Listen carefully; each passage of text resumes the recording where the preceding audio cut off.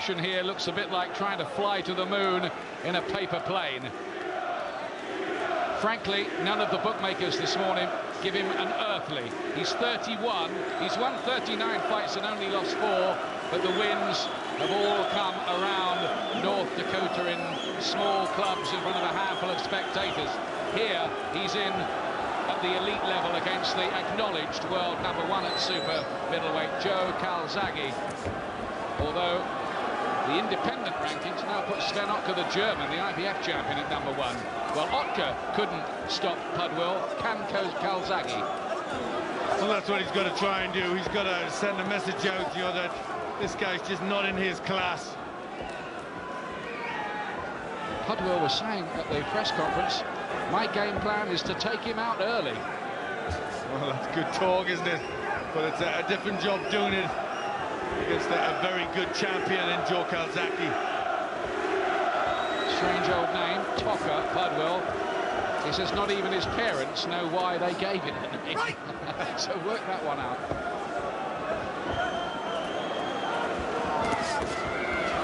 Sounds like a character from a Dickens novel, doesn't it? Calzaghe gets in with a little right hand. He'll be expected here to make a bit of a statement, Calzaghe. Only in that fight here against Robin Reed did he ever look like losing this championship. Sometimes he's looked a bit off the boil, often he's looked very, very good.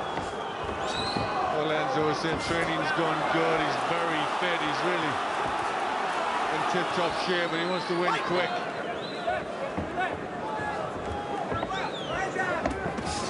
Calzaghe waiting for a big defining fight at the end of his career. Now Pudwill, clash of heads, I think, and I think he used the head, Calzaghe, and the referee Dave Paris is saying do that again and there'll be serious consequences. Pudwill didn't like that much.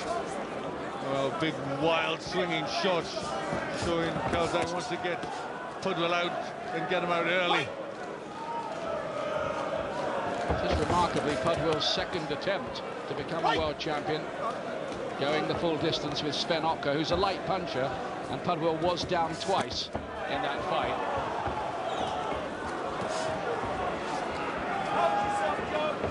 Pretty upright, Pudwill, chin a little bit high. He took that down a bit. Calzaghe taken the distance in his last 2 fights, a thriller with Charles Brewer, and then a frustrating affair at Cardiff Castle against the Puerto Rican Miguel Jimenez.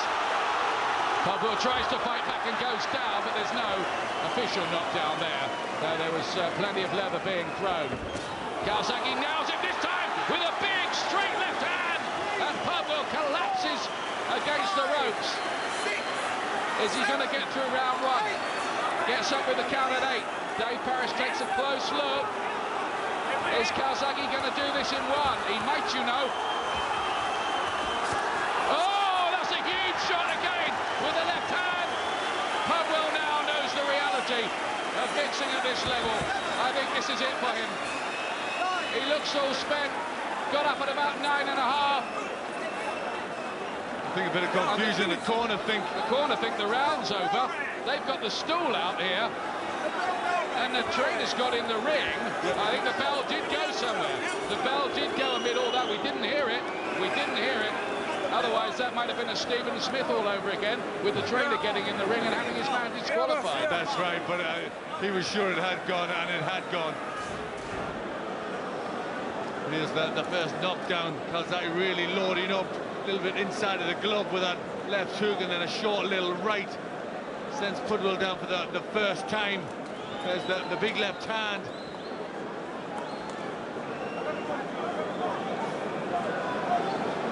And this one much better. Nice shorter left hook, flat on the chin, and catches him there. Good shot, and down he goes, and lucky to make it that time. He was struggling at the end there. And he's reluctant to come out for round 2. This is a man who has been mixing with fighters who lose much more than they win. And veterans, Pudwill, it's a massive jump up in class, and frankly, it's showing here. Coming in as a late substitute for the veteran world-class American Thomas Tate. The Calzaghe at the moment playing with him, toying with him. It's almost as if he's just going to pick the moment when he wants to finish the fight. Well, he did go 12 with Otka, so if he can get him out as early as this, Pudwill's it's really good. Pudwill's right eye is shut. Must be one of those punches. Another left hand. We're not long from the finish here, surely. Down he goes again under the latest barrage, and the fight is stopped without a count, all over in round 2. Pudwill hopelessly out of his depth, and Joe Calzaghe, in the most facile fashion imaginable, to the delight of his wife, holds on to his world super middleweight title. But it has to be said, that will be one of the softest defences any world champion is given at any weight this year. Yes, it will be. I'm sure Francois will say he went 12 with Otka, but I don't think there was ever much chance. Otka, not much of a puncher. Calzaghe, much stronger puncher, and he needed to get it done quicker, and he did in pretty easy fashion. Well, Pudwill's chances going into this looked about as good as Angus Deaton getting a job on Songs of Praise, didn't they? Well, it did. He didn't really have a chance. Chin was carried high, didn't really have a great deal. And Calzaghe, who's been a champion for 5 years, it's just a matter of time before he's nailing them with those big shots. Time for another big fight, though, for Joe. I think 3 of his last 4 now have been against substandard opposition, if we're really honest. I mean, he was great against Charles Brewer, I thought, and he's fought 4 world champions. But it really is time now for Joe to have that big fight. I don't think he's going to fight against Roy Jones or against Bernard Hopkins, but I think he can fight the light heavyweight champion, Nick Orchevsky. That was the end of the fight. It was always going to end in the second after what you saw in the first. Yes, it was. I mean, he had that terrible eye, really had swollen up very badly. So from that point on, it was just going to be very quick. And Calzaghe, when he has his men going, he's a very good finisher, throws a lot of punches, and Pudwill was never going to have a defense good enough to keep him off. No, it was a fighter from the Premiership, really, against somebody from the Vauxhall Conference. It looked like that beforehand, and it was that. No quarrel at all with what Calzaghe did. He made that different show, and how. Well, that's what he had to do. He had to do a performance like that, and that's what he did, so he did well. All over, no count necessary. Dave Parris waves it off. Couldn't let Pudwill take any more.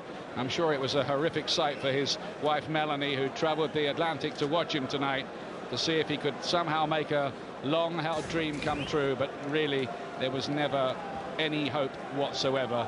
Calzaghe is much, much too good for just about everybody in the super middleweight division.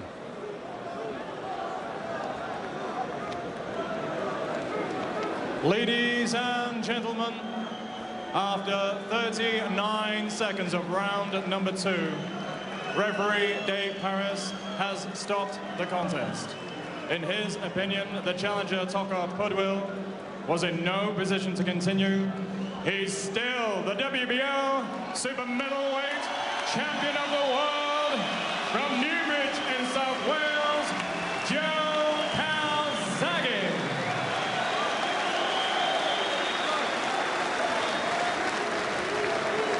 I'd just like to say thanks for everybody turning up tonight. I know for me and Ricky, you definitely want to come back here again. The good support was amazing. Thanks a lot, man. Thank you. Love you all. Happy Christmas.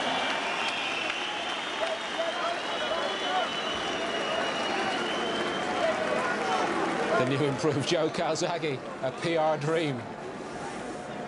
How nice to see it. All he could do was to win. And he's done that, as he liked. Mickey Piper, any thoughts on how he did it? Well, I mean, destroyed a substandard opponent, really, but you can't take anything away from Joe. He did the job that had to be done in an impressive style, I suppose.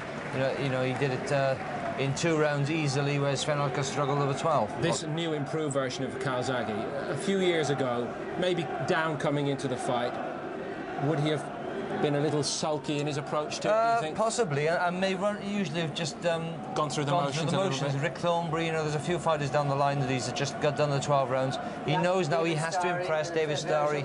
Starry was awkward, of course, but he has to impress. He has to impress. I think the difference is, Nicky, that now he was beginning to believe in himself, and you know what? He's got to move up. I don't care if all those fights don't happen. He's got to make one that will happen. Yeah. Be it Mitchell, Cheska, whatever. He's ready for that big fight. He needs a super fight. He needs that motivation. And the great thing, clearly, Barry, shown again tonight here in Newcastle, the public now believe and like Calzaghe. Yeah, and they do believe and like him. And what's more, Paul, what they do believe and like him, what's more, he believes himself that he can do. Well, Joe, after the fight of the year against Charles Brewer, the event of the summer in Cardiff Castle, you predicted the knockout to end the year, and you got it. It meant a lot to you, didn't it? Yeah, of course. I've been at distance now for the last 2 fights, so I love knocking people out. You know, Copenhagen seems a long time ago.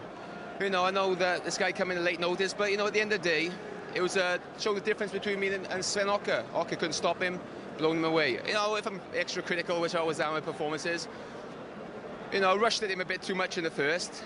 But, you know, at the end of the day, a lot of frustration in me. You know, I really want to knock this guy out. You put him down 3 times. You were levels apart from him. Was he too soft for you? And do you need a bigger challenge? Well, of course. I'm one of the best pound-for-pound fighters in the world. I'm not just the best super middleweight in the world. I've done that.